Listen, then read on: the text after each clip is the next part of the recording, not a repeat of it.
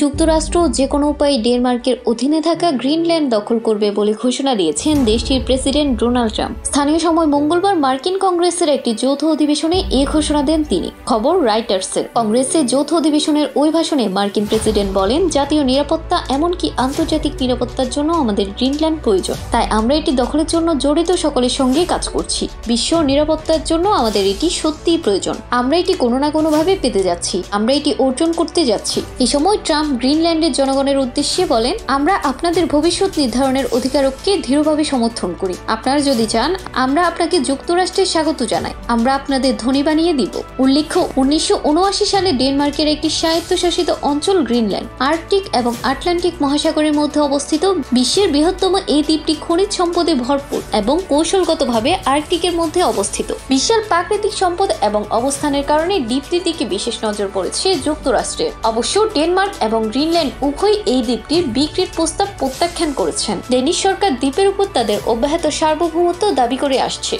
জানুয়ারিতে পরিচালিত একটি জরিপ অনুযায়ী গ্রিনল্যান্ডের 85% মার্কিন যুক্তরাষ্ট্রের সঙ্গে যুক্ত হওয়ার বিরোধিতা করেছেন।